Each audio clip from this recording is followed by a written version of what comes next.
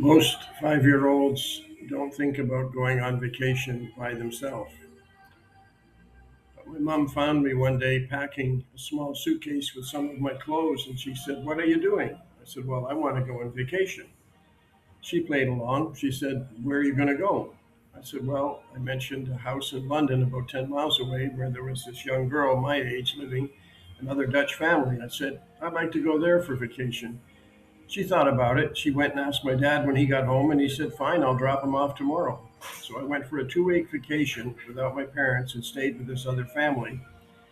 They had a daughter my age. We hung out, and then she had an older brother who was around 18. And one night he was saddled with the responsibility of taking care of me and her. So he walked us down to a place called Wonderland. There was this band shell, and they were playing big band music and swing music. This is like 1961. And we got to sit there in the background and watch him hang out with his friends. And then we had to walk home just as the sun was going down. I got tired, so he put me up on his shoulders.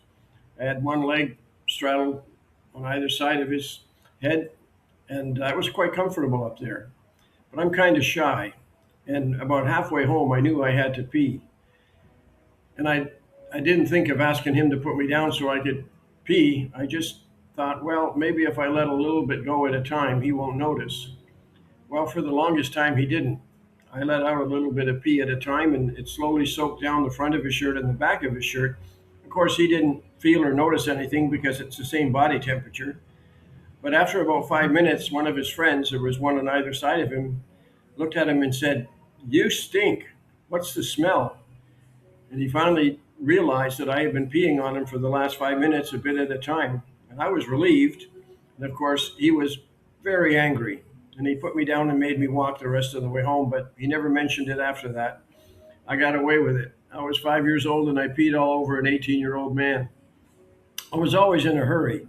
Coming out of church one Sunday, the church was meeting in a high school. There was this big plate glass window that went right to the floor. It's about 10 feet high and went right to the floor. And I ran full speed through it.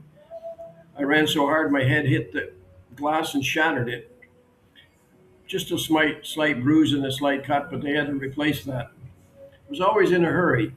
Not every kid is like that. I had bronchitis, so I missed about 6 weeks of school every winter for 2 or 3 years in a row. My mom and dad would put a vaporizer in my room to help me breathe. But I always had a very difficult time in the winter. But I still managed to pass from one grade on to the next.